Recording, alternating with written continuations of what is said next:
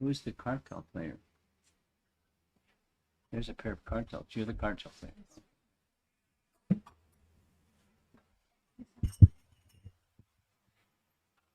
Good to see you again. Hi, Krishna. You somehow got bigger since I saw you last. Smarter, too? You're working on it.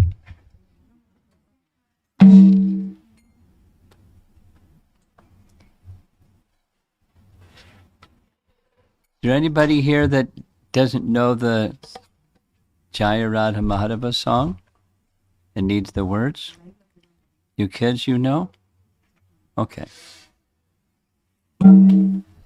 Jaya Radha Madhava Kunjabi Adi Radha Madhava Kunjabi Adi Jaya Radha Madhava Kunjabi Adi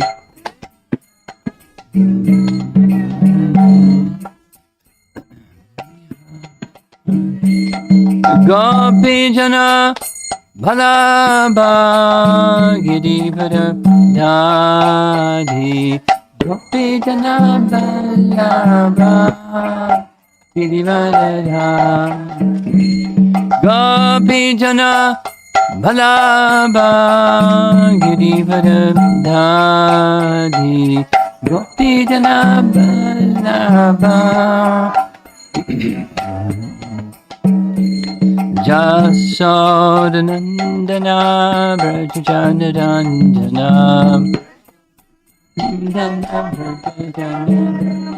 Jasodanandana Brajajanandana Dana Brajajanandana Yamuna Tiravana Chadi Jamuna Tiravana Chadi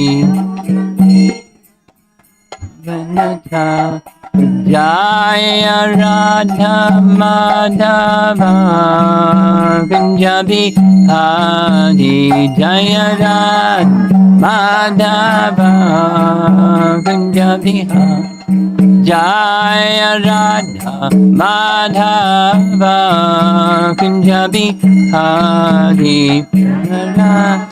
Madhava Punjabi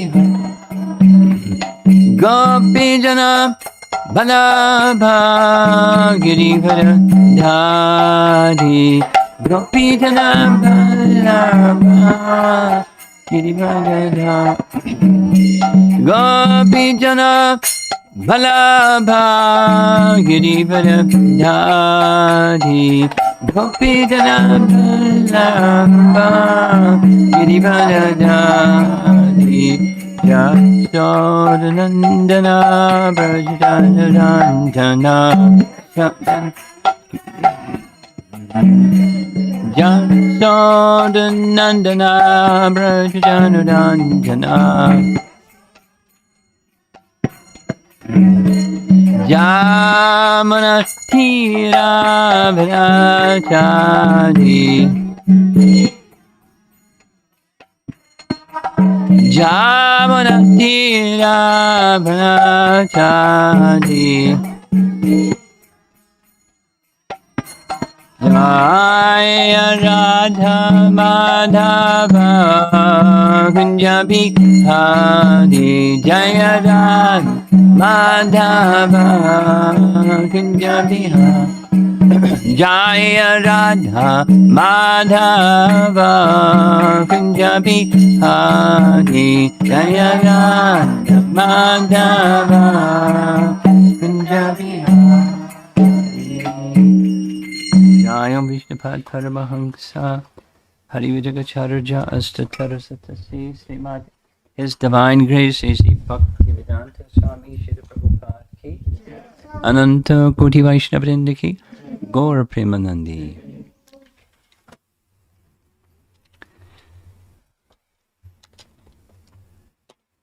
It's getting a little bit towards normal again. But we're all wearing masks, except me. It's not fully normal yet, but we haven't been able to do this in quite some time. That's nice.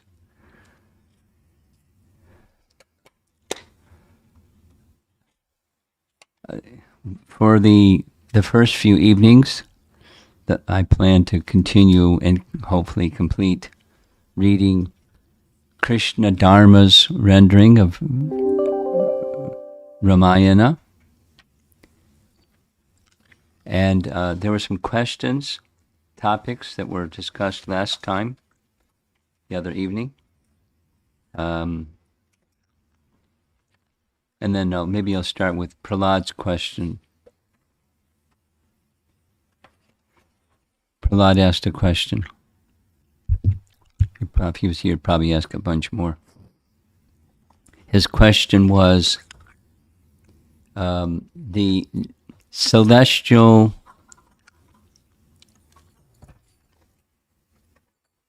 nectar that the Devas had placed in the navel of Ravana. Is there any description of how that happened? And is that the same celestial nectar that is mentioned in other places in the Puranas, like the churning of the milk ocean and the celestial nectar? Is it the same? So that was his question. Curiosity question. A little research came up with the following. Valmiki Ramayana does not speak about Ravana being killed by being shot in his navel. He was shot in his chest and ripped open his heart. There's no mention in Valmiki Ramayana of celestial nectar either. The mention of celestial nectar is in Tulsi Ramayana, and the two persons who researched in Tulsi Ramayana couldn't find the reference about how it got there, his navel, nor where it came from, or anything like that. So that's one of the challenges, or virtues of Ramayana being so famous, is there's different versions, and then one hears this and thinks it's this, and one hears that and thinks it's that, and you hear the other one you're not used to hearing, and it's confusing. We discussed that a little bit, the confusing, how that happens.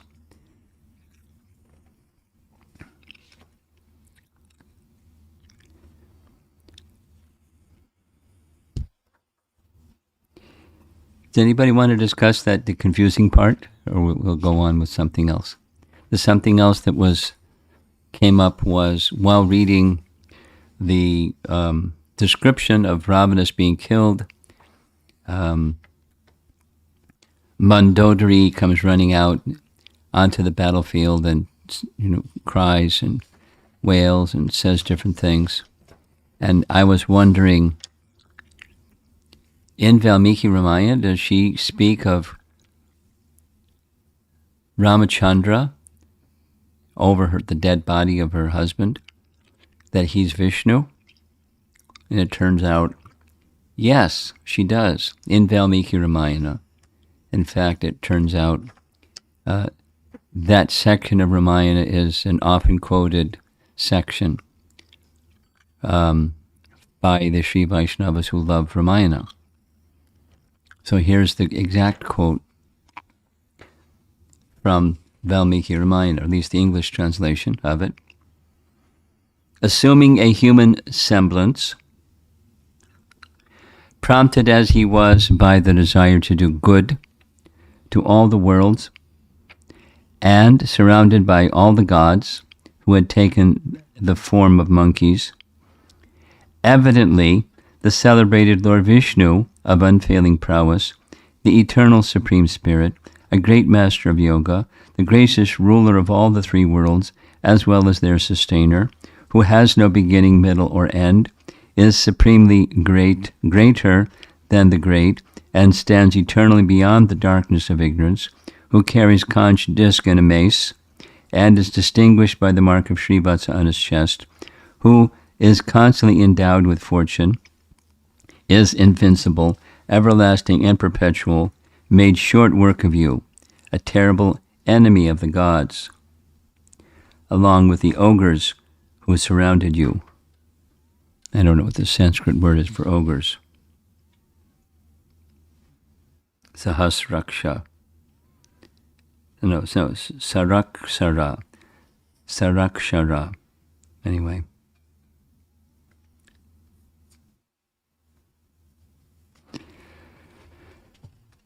There was another question that came up, which was, I forget who asked it. Ramchandra appears in a Treta Yuga, and in other times where it's not, where it's the order is switched, where it's Satya, Treta, Dwapara, and Kali. What's the age of Ram and how long does he rule and all of those kinds of things. And here's a detail from, I'm quite familiar with, without having to research it, from Laghu Bhagavatamrita by Rupa Goswami. Do you two know who is Rupa Goswami? Yes? Yes. Yes, okay, great. So Rupa Goswami, the younger brother of Sanatan Goswami, wrote a book called Laghu, which means light, Bhagavatamrita, description of the whole book. The BBT has published it with his commentary. It's that thick. And all it does is it describes the incarnations of the Supreme Lord who appear in this world. That's the topic. Threadbare. And when it comes to Lord Ramachandra, specifically, Rupa Goswami doesn't give the reference, but says that he appears in the 24th millennium of Vaivasvata Manu. So Vaivasvata Manu is our present Manu, number 7 of 14. We're in the 28th Yuga cycle of Vaivasvata Manu. That's when Krishna appears. And Ram appears in the 24th, so you can do the math. Several Yuga cycles later is when Krishna appears. Several Yuga cycles previously is when Ram appears. And how celebrated is Ramayana over all that period of time. So it doesn't say this in Laghu Bhagavatamrita, but Lal Gopal says, his scholarly friends say, his Sri Vaishnava friends or associates, those who he consults on things like this, that when Ram appears, it's always the reversal, or the flip of the yugas. The flip of the yugas comes, it's a technicality having to do with cycles of time. So rather than going into an explanation that's very technical, whenever Ramchandra appears, it's Satya, Treta, Dwapara, Kali. That's the information that I received in response to that question. There's one other detail that's nice.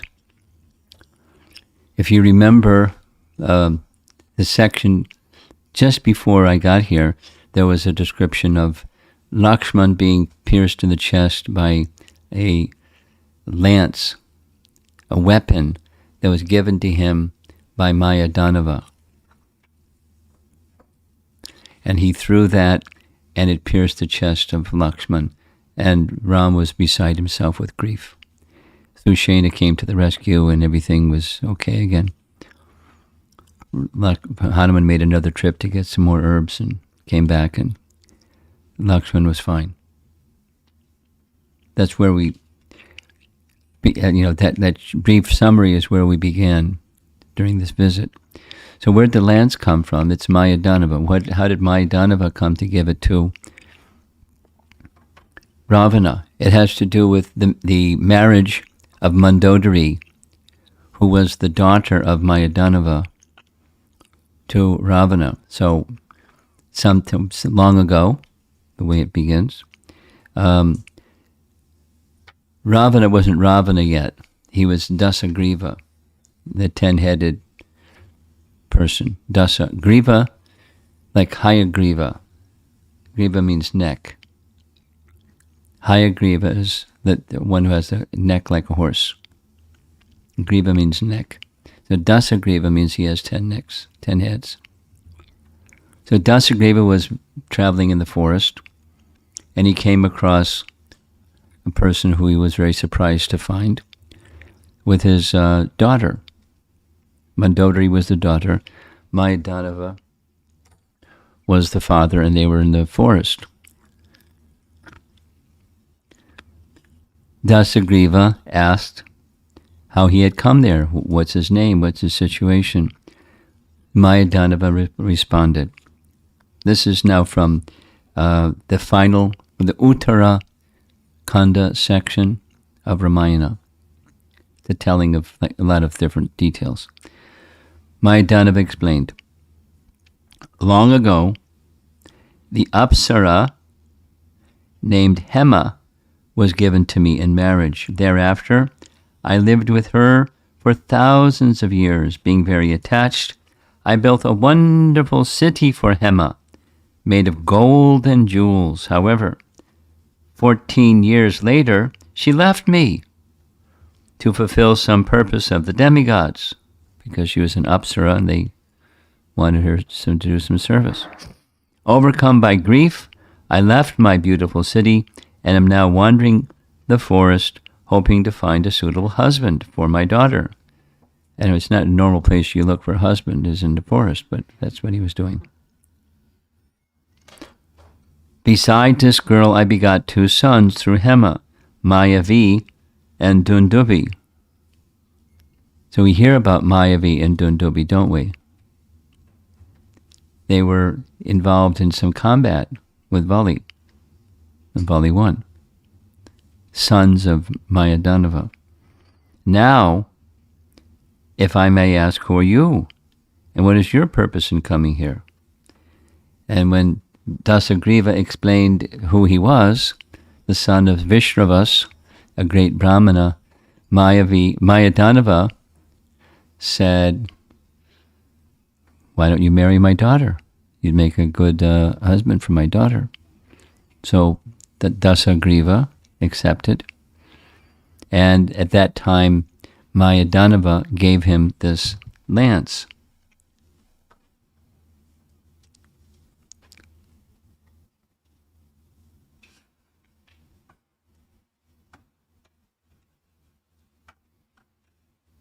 That lance he had acquired after executing great austerities. Now there's something more about the lance that it's not here and I can't remember exactly what it was.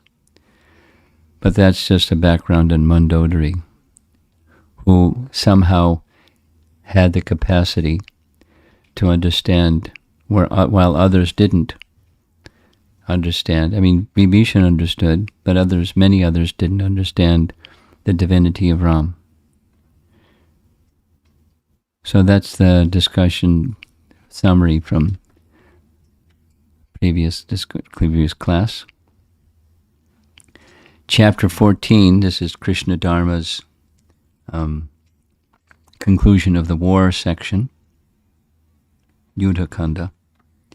After witnessing Ravana's destruction, the gods and rishis departed joyfully for their various heavenly abodes. Matali, chariot driver of Indra, bowed before Ram and received permission to return with his chariot to Indra.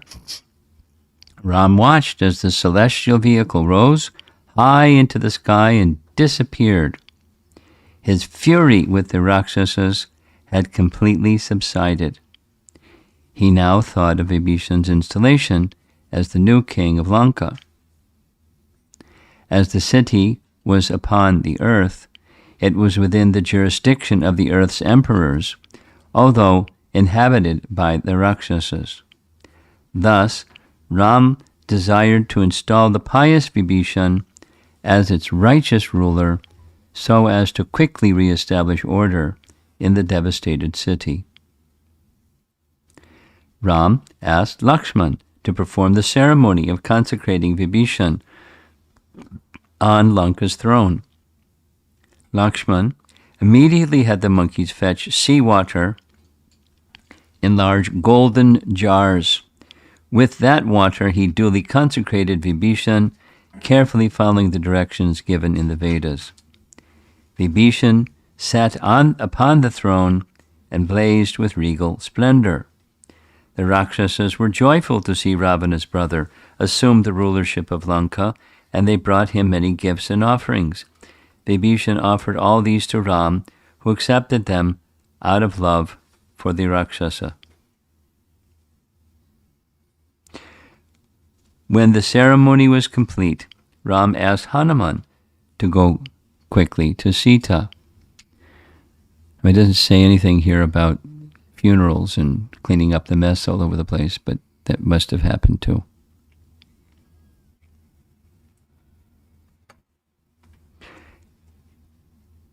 Ram was aching to see her again, and he said to Hanuman, "Please inform the princess of the good news. I long to see her.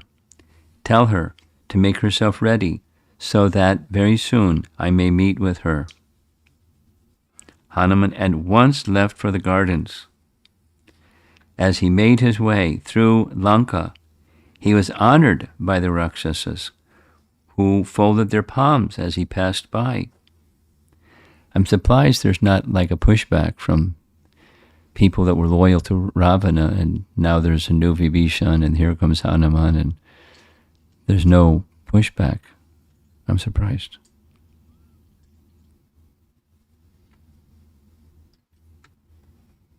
Quickly reaching the Ashok Grove, he saw Sita still lying at the foot of the Simshapa tree. She was unaware of Ram's victory and appeared mournful. Upon seeing Hanuman, however, she quickly stood up in hope. Surely the monkey must be bearing good news. The princess listened expectantly as Hanuman told her all that had happened.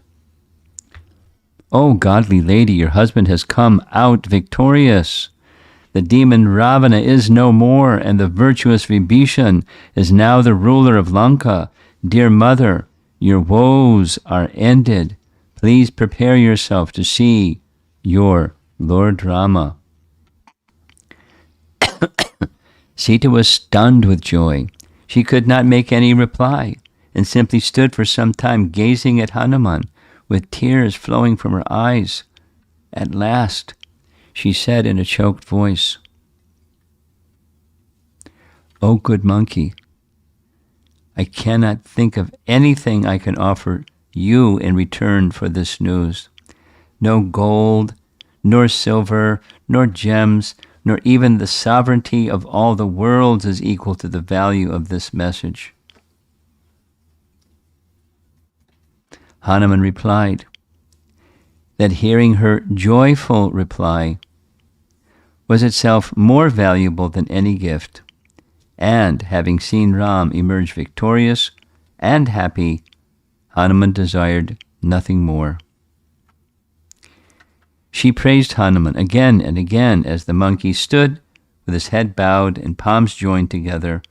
When the princess stopped speaking, he said to her, "If you permit me, I shall punish these wicked Rakshasas who have made your life so miserable. I would like to give them a good thrashing. They surely deserve death for their evil conduct against you, O divine lady." She pondered for some moments within herself. She looked at the Rakshasas who sat at a distance, no longer concerned with her now that Ravana was dead.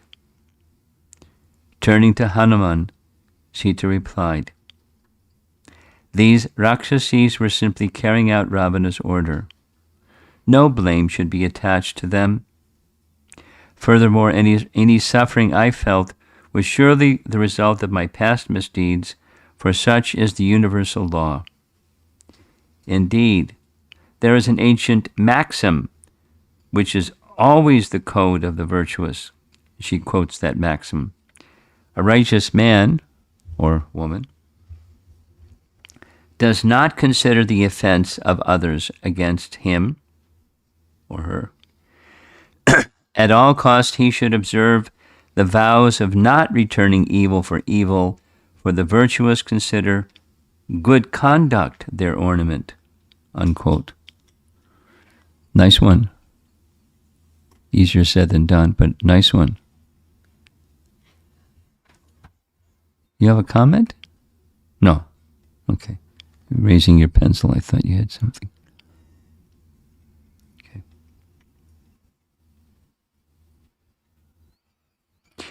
Sita said that compassion should always be shown toward sinners, for no one was ever found to be free of sin.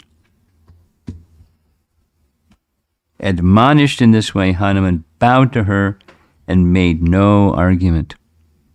Sita had spoken well, quite in accord with her noble character. After reflecting on her words for some moments, the monkey then asked, "I wish to return now to Ram. Please give me a message for him." Sita replied that she only wished to see him. Hanuman assured her that she would very soon see Ram. Bowing once again, he left and made his way back to Vibhishan's palace, where Ram was waiting. This is a lot easier to read than the battle scene. That was really hard to read. Hearing of Sita's condition, Ram asked Vibhishan to arrange that she be given celestial clothes and ornaments. "O king of the Rakshasas, please have that princess bathed with heavenly unguents and dressed in the finest silks. Then have her brought here. My heart is burning with a desire to see her again." Sounds pretty good compared to what's going to happen next. Vibhishan personally went to Sita with Ram's instruction. But Sita, anxious to see Ram, said, "I wish to see my husband immediately, without having bathed and dressed." She had suffered through almost a year of torture. She had never stopped thinking of the day when she would be reunited with Ram. Here it was at last. How could she possibly wait another moment? Vibhishan replied gently that it was Ram's desire that she prepare herself.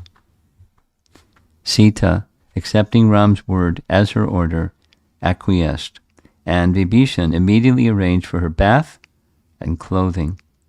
In a short while, the princess was adorned in costly robes and jewels worthy of the consorts of the gods. She mounted a golden palanquin bedecked with celestial gems and was borne into Ram's presence. Crowds of Rakshasas and monkeys filled the streets, all anxious for a glimpse of the princess because they hadn't seen her She was in a secluded place. And all this going on for a year is because of her. Seated on the palanquin behind a silk veil, Sita shone like the sun, shrouded by a cloud. Rakshasas wearing dark jackets and turbans and carrying staffs fitted with bells cleared a path for her. The crowds of onlookers who were roaring like the ocean parted as the palanquin made its way slowly along the main highway. Vibhishan went ahead and informed Ram that his wife was on her way. Hearing that she was on a palanquin, Ram said to Vibhishan, "The princess should be asked to dismount and proceed on foot. The people desire to see her, and that is not condemned by Scripture. A house, a veil, or a costume are never the protection of a chaste woman. Her character alone is her shield."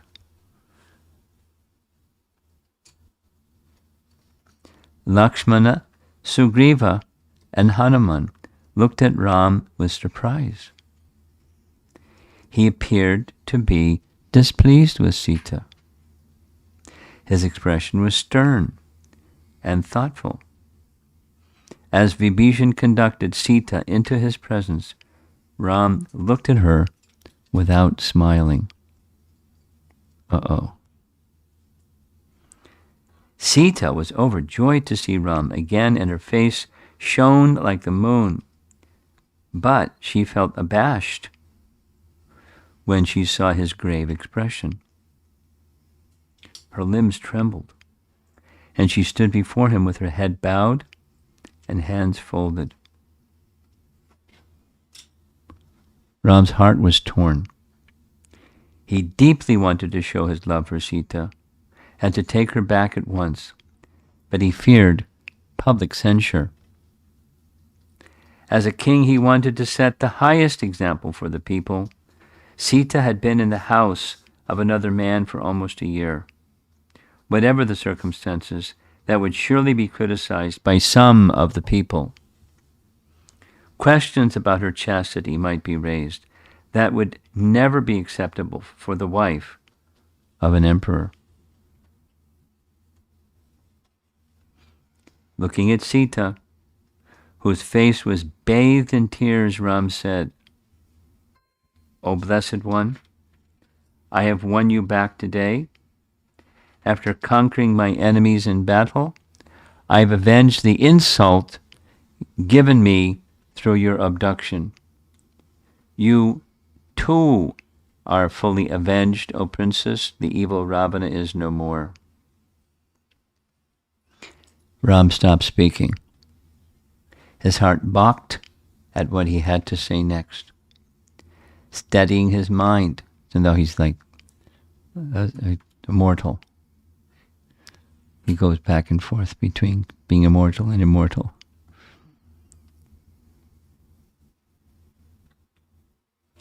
He continued to address the tremulous Sita. "Now that I have wiped off the stain of insult on my noble house and established my truthfulness and resolve, no further purpose remains for me in this matter, O gentle lady. I have not undergone this endeavor out of a desire to again have you as my wife. You have dwelt long in the house of another. How then can I take you back into my house? Your good character has become suspect. Ravana clasped you in his arms and looked upon you with a lustful eye. Therefore, my attachment for you has ended." Now, I think next time we have a class, I'll want to read exactly what Valmiki Ramayana says, because this sounds a little different, I'm guessing. "My attachment for you has ended. Please go wherever you may desire. Perhaps you may now find shelter with Lakshman, or Bharata, or Shatrughna, or even Vibhishan. As beautiful as you are, O Sita, how could Ravana have left you alone? I've definitely got to find out what Ramayana says. Sita was shocked. She wept loudly and shook like a sapling caught in a storm. Greatly shamed by her husband's words, she shrank into herself.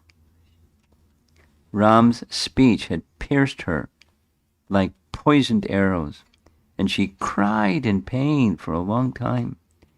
Gradually, gathering her senses, she replied to Ram in faltering tones.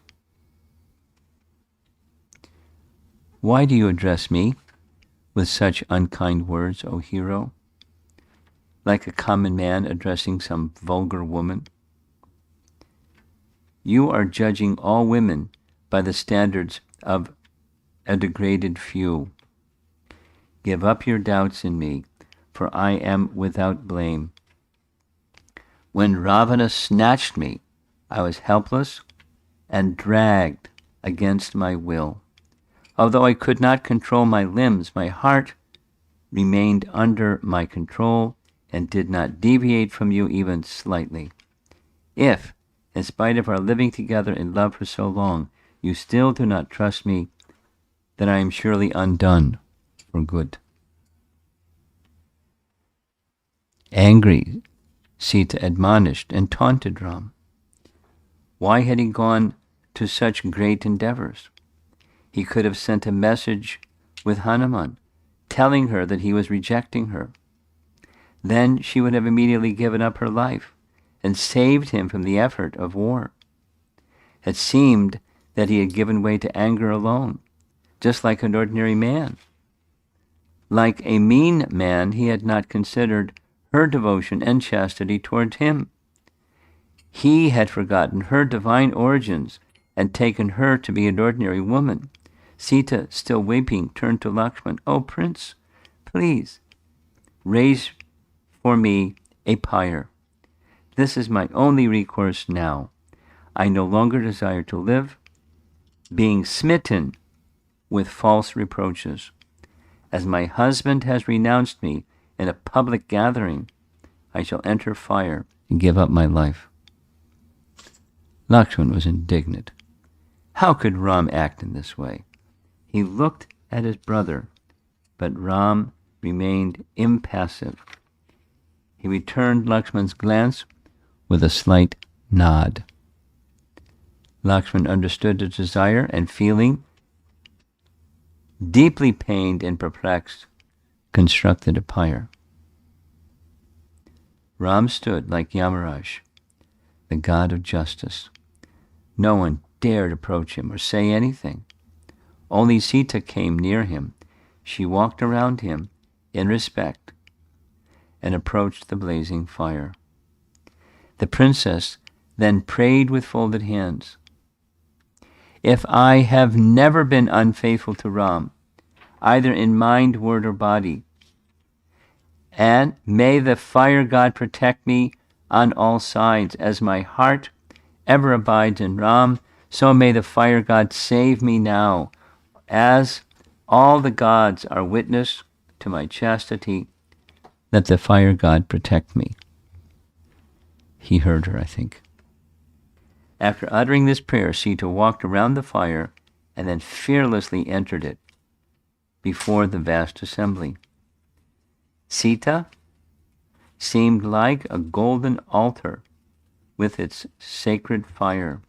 Gods, rishis, Gandharvas, siddhas, and other divine beings observed Sita walking deep into the fire, and all the women in the assembly sent up a great cry as they watched her ascend the pyre, like a goddess fallen from heaven and entering hell.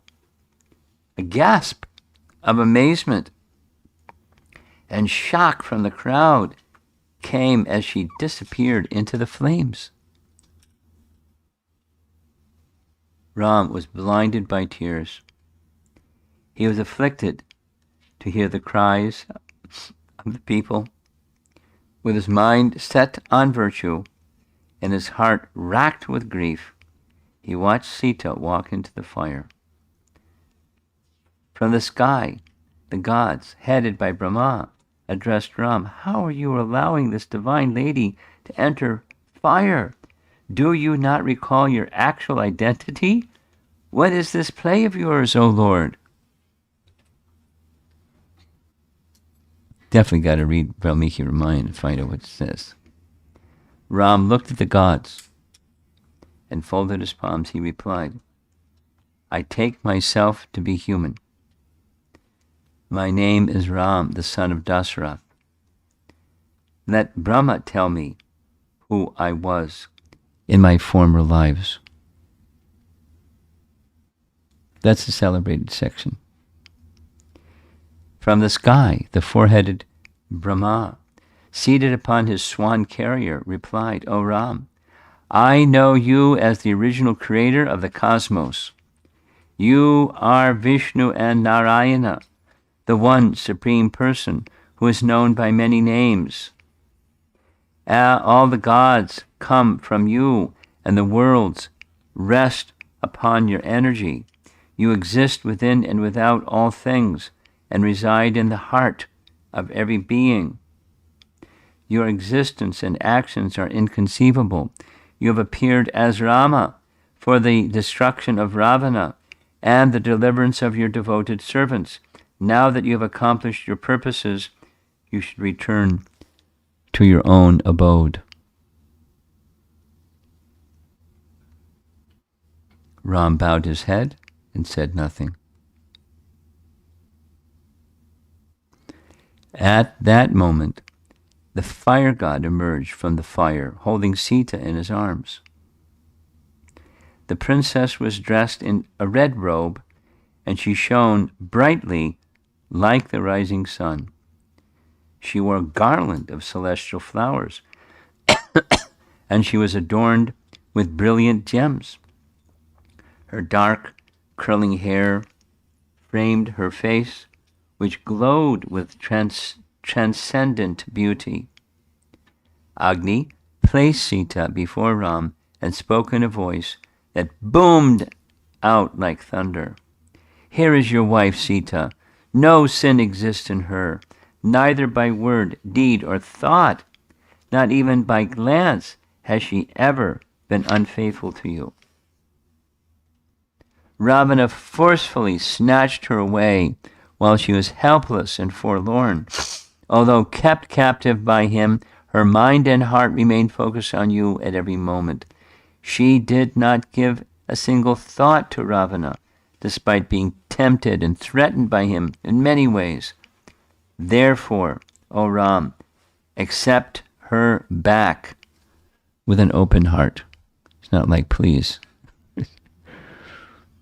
Ram experienced great joy upon hearing Agni's speech. His eyes flooded with tears as he replied to the fire god. Quote, "Sita needed this purificatory ordeal. Otherwise, the world would have condemned me as foolish and controlled by lust. She dwelt in Ravana's house for a long time, and her chastity had to be proven to the world, although I know of her undivided love for me. Indeed, guarded as she is by her own moral power, Ravana could not have violated Sita any more than the sea could transgress its bounds." Ram declared Sita to be as inseparable from him as sunlight from the sun. He could no more renounce her than a virtuous man could renounce righteousness. Sita blossomed with happiness. She sat next to Ram on a golden throne. The gods and rishis appeared in the assembly offering praises to Ram. Shiva personally came before Ram and said, "You have killed the scourge and dread of the universe, O Ram." But some of his powers came from Shiva. "You should now depart for Ayodhya and comfort your relatives there. then be pleased to rule over this world for a long time. Shiva told Ram that his father was present, seated in a celestial chariot in the sky. Ram looked up and saw the chariot descending slowly, his father, appearing in a body that shone with celestial splendor, gazed down upon him. Leaving the chariot, he came down to earth and embraced Ram tightly. He sat next to his son and began to speak. Definitely have to read Valmiki Ramayana and find out what happens there. Although I reside with Indra, I do not feel as much pleasure there as I do now upon seeing you again. The words uttered by Kaikeyi when sending you into exile are still impressed upon my heart, but today I am fully rid of my sorrow. I have been redeemed by you, dear Ram. 14 years have passed, and your exile is ended. I long to see you return to Ayodhya and assume the throne after pacifying Kaushalya and the mighty Bharat. O Ram, I now understand your identity. You are the Supreme Lord, born on earth for the good of all the world. Keeps moving back and forth between worldly and divine. Ram asked his father to retract the words he had uttered when he disowned Kaikeyi and her son. They were both blameless in every respect. Dasrath assented to Ram's request. He embraced Lakshmana and praised him for his selfless service to Ram, asking him to continue that service when Ram became the emperor. Dasrath then spoke to Sita.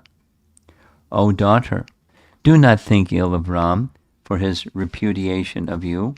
He only desired to prove your absolute purity. Your entering the fire was an act which will forever overshadow the renown of all virtuous ladies. A few short paragraphs and we're done.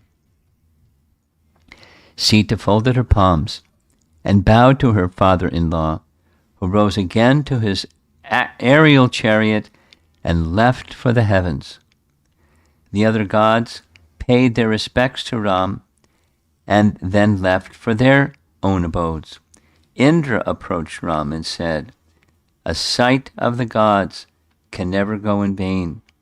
O Ram, pray tell us what you desire, and it shall be done at once."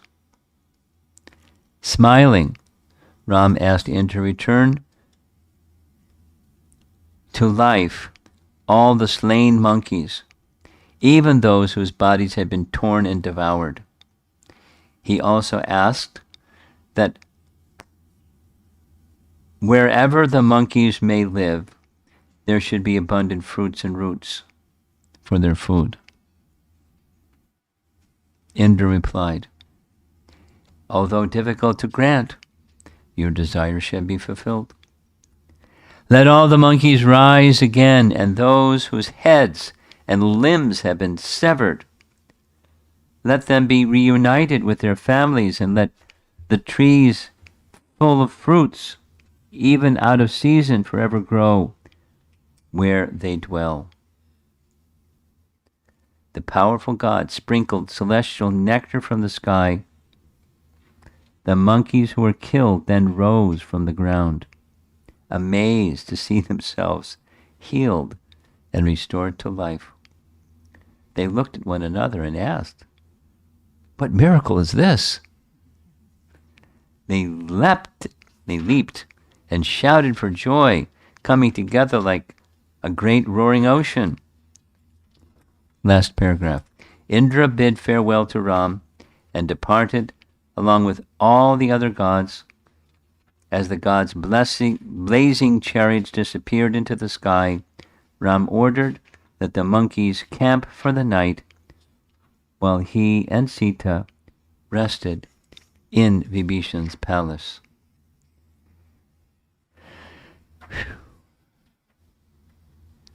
Then the next chapter we'll do tomorrow, I guess, or whenever. Back to Ayodhya.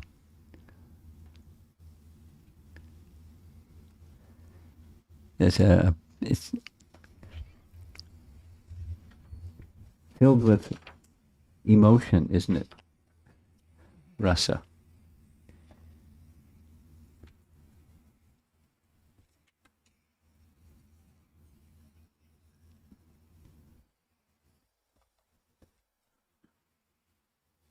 Does anybody know, is it in Valmiki Ramayana that all these things that we just read? Dasrath ascended in a chariot, and does anybody know? Huh? Some of it. I know somebody, there's a literal translation of the entire Valmiki Ramayana by two professors from Princeton University. I don't have a copy. It's a digital online available. So I think what we'll do next time is I'll just have that section directly, not embellished. Because for whatever the reason, just like this situation with the Vibhishan telling Ram, there's some celestial nectar within Ravan's heart. That's why his heads keep coming back again, his limbs keep coming back again. So you have to break that celestial nectar. There's no celestial nectar in Valmiki Ramayana. At least as far as that I've been told. So Krishna Dharma has respectfully taken from here and there, because for many, Tulsi Ramayana is it. I know for Radha Govinda Maharaj, who was a very scholarly devotee and very fantastic devotee, he grew up with Tulsi Ramayana. So he speaks from that. Not that he doesn't know the other Ramayanas or Valmiki Ramayana, but that's what he grew up with. And some other people also. And they're different. Or some parts are different.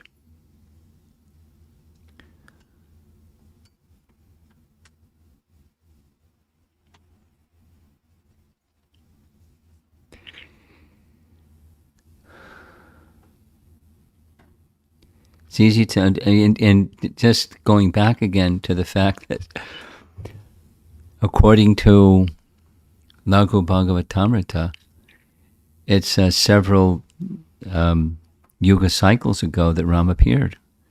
The yuga cycle is a long time. 4,320,000 times 4 years ago. Until I read that, I was always just assuming, Treta Yuga, Dwapara Yuga, Krishna appears.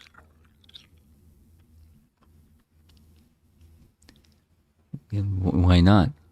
Well, because Ram appears some other time.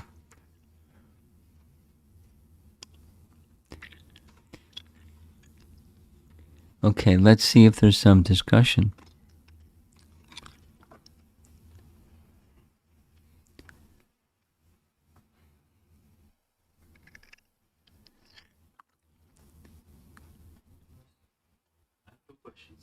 Yeah, you got it. We're having a microphone problem again. Try now.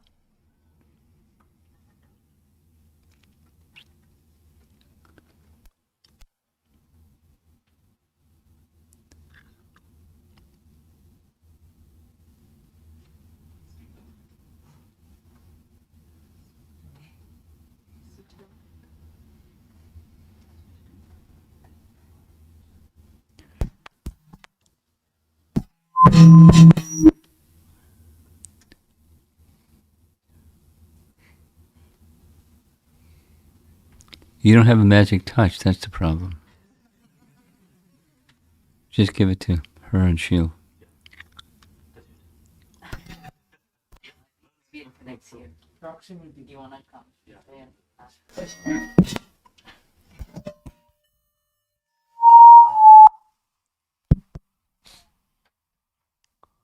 Try again. Just start speaking. Just speak.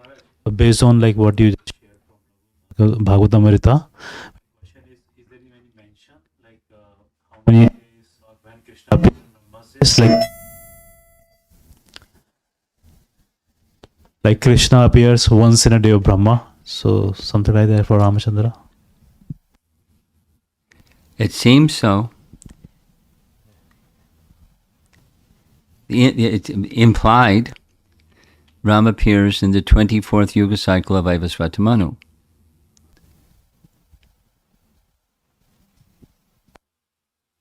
And there's 14 Manus in every day of Brahma, so it's a different day of Brahma. Once in a day of Brahma. During Vaivasvata Manu, the 24th Yuga cycle. Once in a day of Brahma. Another question is in continuation of question I asked last to Ramayana class. So we mentioned that there are differences between different Ramayanas based on the realization of the author who's right. So I was thinking like Ramayana is itihasa, means there are events which happened. So realization, my understanding was that you go deep in particular event and you have different understanding or depth. So with realization, how the events can be different. That's something which didn't happen in one Ramayana version is happening in other Ramayana version.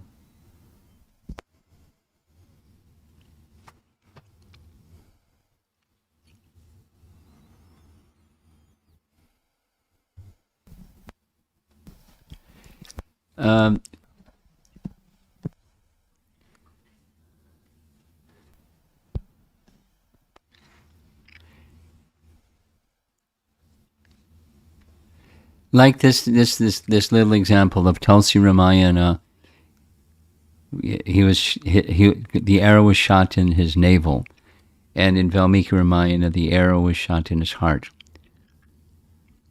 It's different. It's not just a different different way of looking at things. It's different. So your prior question, what does that mean?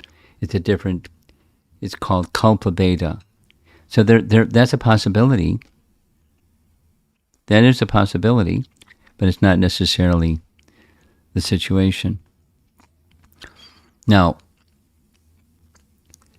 our little binary processor mind says, if it's this, it's not that. If it's that, it's not this. It can't be this and that.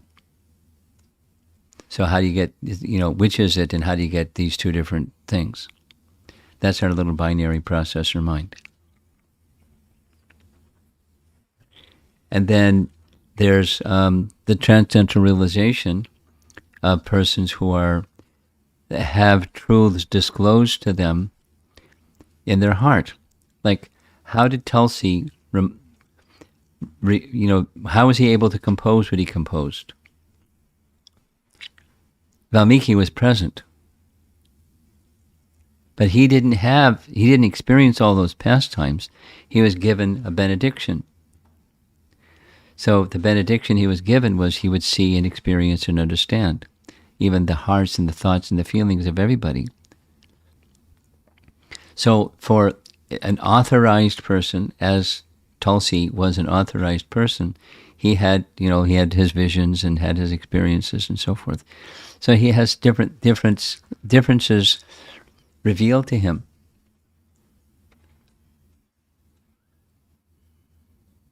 And that our little binary processor mind doesn't get around different things are revealed to two different parties or multiple parties.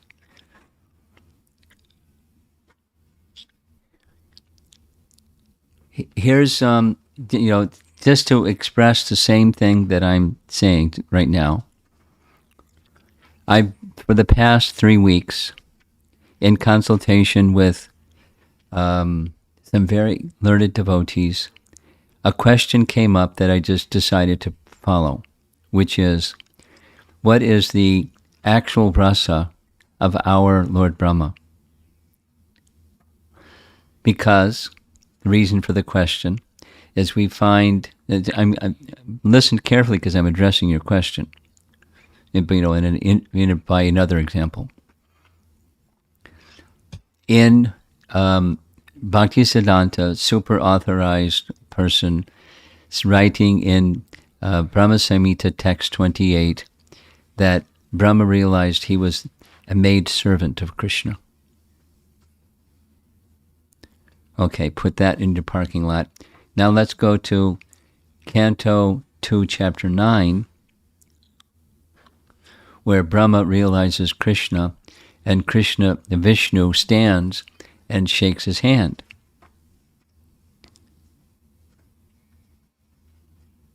So that sounds like friendship. So which is it?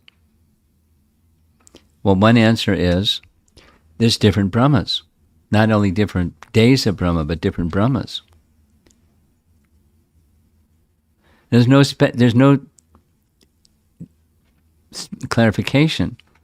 Well, which Brahma is our Brahma? So after research, and a few people were helping with the research, there's 3 different rasas that are ascribed to Brahma. The maidservant of Krishna, a friend, and a servant. And wait for this one. One acharya, not only 2 acharyas say different things, one acharya says more than one thing in different places without an explanation. One acharya will say dasya, and the same acharya will later say friendship, sakya. And then, in Rupa Goswami writes filial love, the love of a son, filial love, looking to, and that's dasya, the son to father. It's a certain type of dasya rasa, but it's the relationship of a son to a father. Rupa Goswami's writings. So now we have a big confusion, or keeping it simpler. There's no conclusion. There's no confirmation either. Here's 2 things we can conclude from all this. I just wrote it up and sent it. It's going to be sent out to people that send out things. That's not conclusive. And while at the same time there are different rasas that are exalted acharyas say. 3. And so it's not conclusive in the 3 possibilities. And that some acharyas even say, one acharya will say different things. And one thing one place, another thing another place. And without, it could be different Brahmas, which means, different Brahmas, different universes and different Brahmas. It could be that, but they don't specify. One acharya saying 2 different things. Then let's go back to your question. When we read that there's different factual events, like he was shot in the navel or he was shot in the heart, how do we understand that? Because there are different realizations that are imparted to these great souls. Now, these great souls are, leaving Tulsi Ramayana to the side, or Ramcharitamanas to the side, our own acharyas, who we look up to and have all, that they're infallible sources for us. They have different realizations. The Lord is revealing different things to them. And they're compelled to write according to that realization that they're given.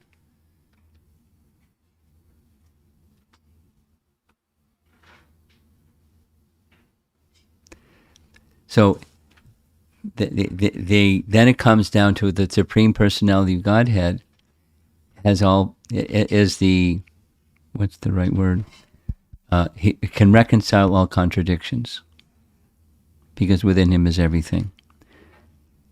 So he sometimes reveals this and sometimes reveals that. And our acharyas write according to that. So it's not, it's not just any fellow, a scholarly fellow or a fellow off the street, or, there's so many things going on, since time immemorial, and it's abundantly available in the internet, so we don't go there, of different, stuff, speculations, and that's not our approach.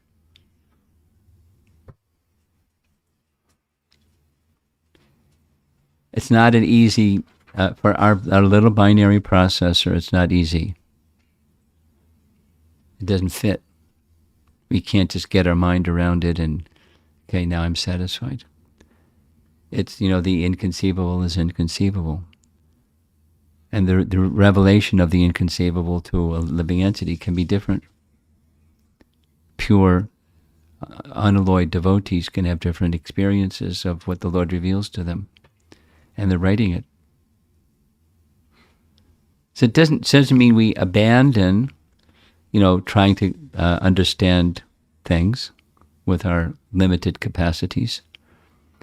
But we also have to approach it with there's diversity out there.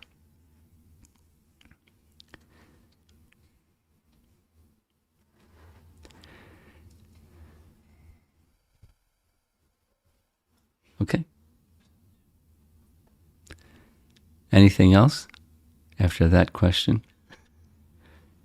Over here. You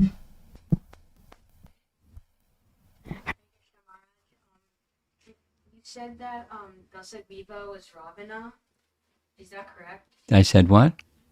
Dasagriva is Ravana. Yes. Why did Dasagriva change his name to Ravana? He didn't. Shiva did. Okay. The event when he was lifting the Kailash, he was the story. Yes. And Shiva put his toe, and so he is screaming. So that was Ravana. He was screaming. And then he said, you're going to make others scream, so I'll give you a new name, Ravana. Raj. Okay.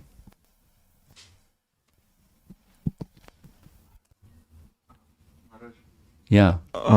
After Lord Ram said those harsh words to Mother Sita, one of the paragraph describes that he stood as Yamaraj himself, like the embodiment of Dharma. So that's Krishna Dharma's writing. Okay. principles of Dharma not only depend on the actions of a person, but also on the opinions of others. Well, in the case of a virtuous king, it is something that they take into consideration. It's not the only thing they take into consideration, but it's something a virtuous king needs to take into consideration. The opinions. Now, it's not the prevailing, the only thing. And when you act in this world, the fallible world, there's going to be opinions that don't match reality. That's part of being a king, part of doing anything. But it's something that's factored. So he knew, the end words, he knew that she was, absolutely pure and virtuous, but he wanted the world to know. So he did what he did.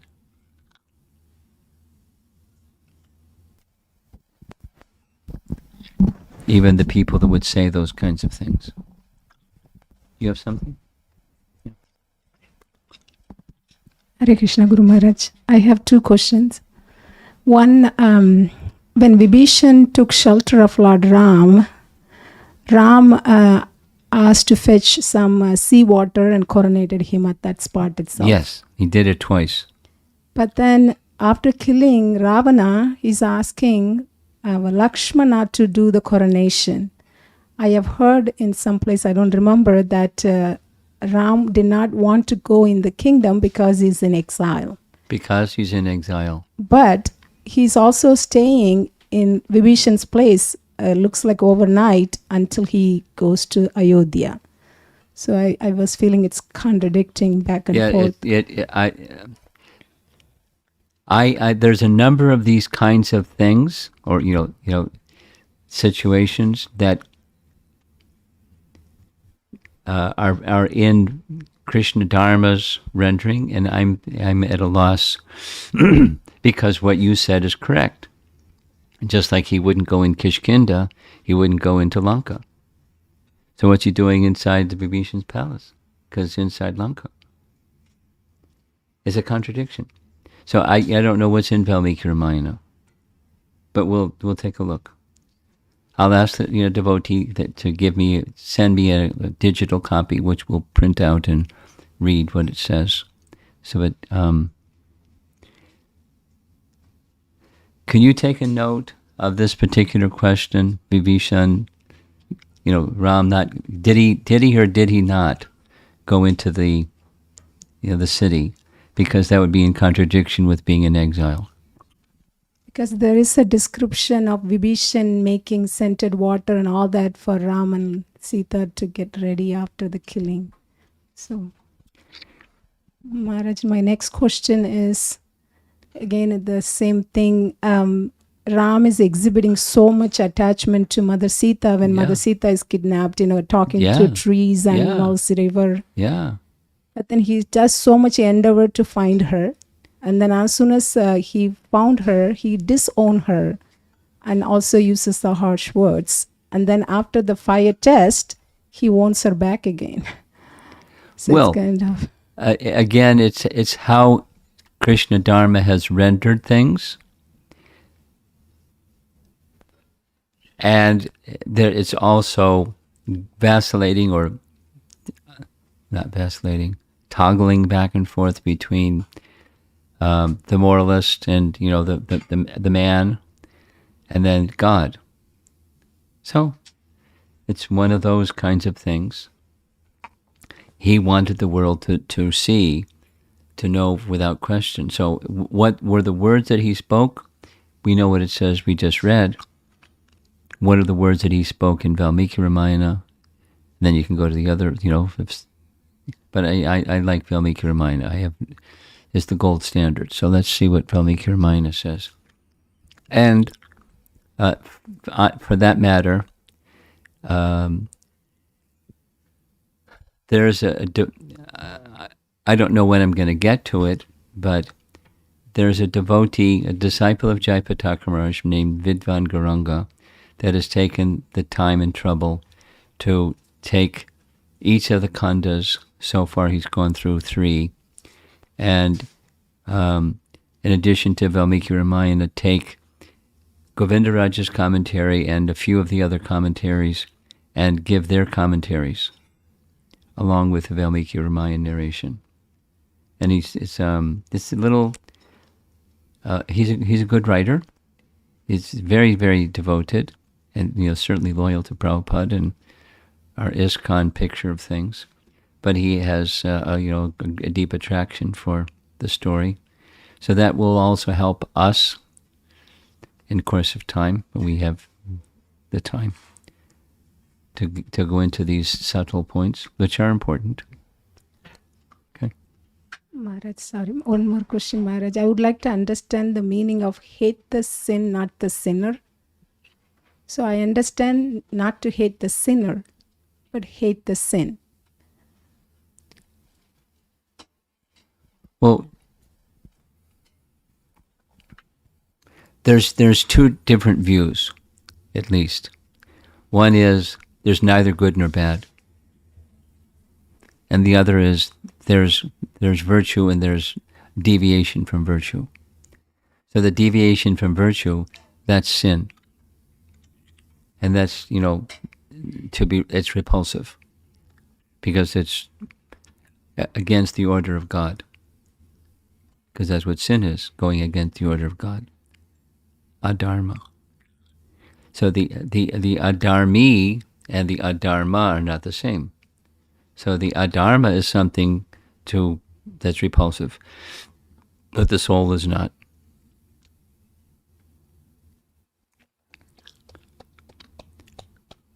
Okay.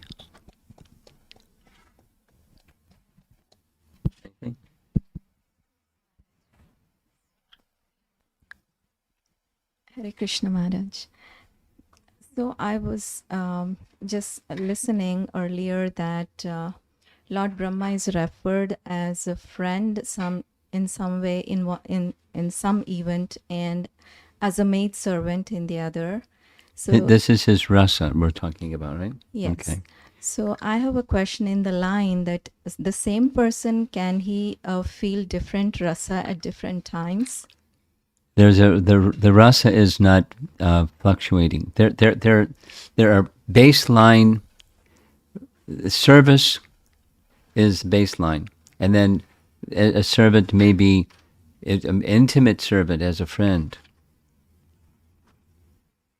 Then if one who is an intimate servant as a friend may become protector of the other person, like of parental affection and conjugal. So the service is the baseline. It's in all the rasas, but there's a predominant rasa. It's not flexible like that. Okay.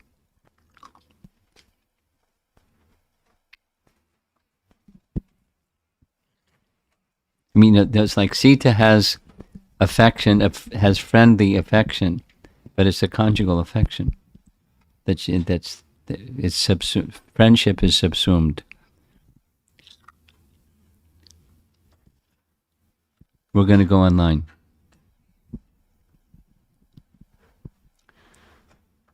This is from Navya Chanda.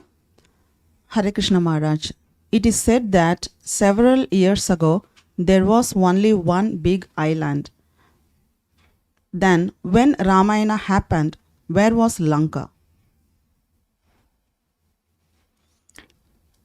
Do you know what's being said here? There was one big island. What's the one big island?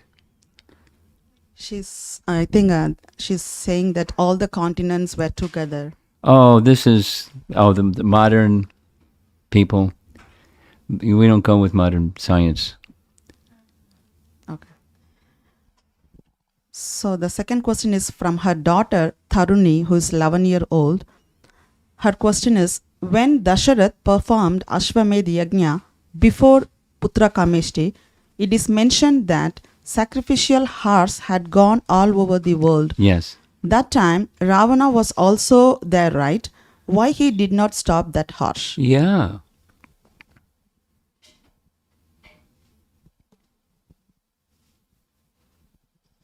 That's a good question.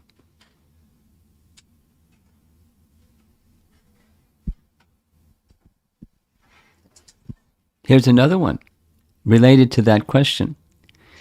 Someone asked the question, since the horse went all over the place, then certainly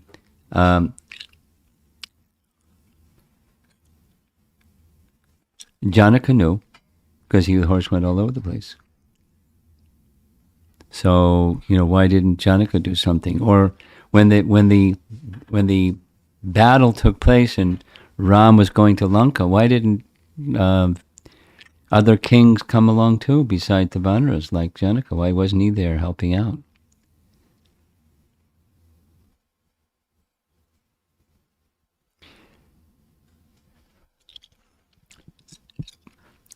The answer to that question is not found in Valmiki Ramayana, but since it's not there, one cannot say definitively from that scriptural reference why Ravana didn't do something. And for that matter, Kara and Dushan and the whole caboodle of all of them, why didn't they do something? Because they were in Janastan. What to speak of Lanka? They were right there in Janastan when all this is going on. So then the one of the easy possible answers is, by arrangements of Yogamaya, they didn't know, or they didn't object, or something. Or they didn't actually go all the way to Janastan or Lanka. They went to main kingdoms.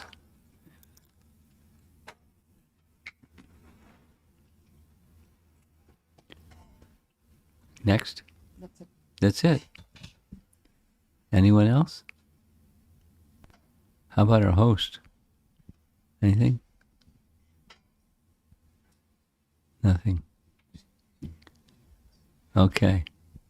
You have something? No? Okay. Srila Prabhupada ki.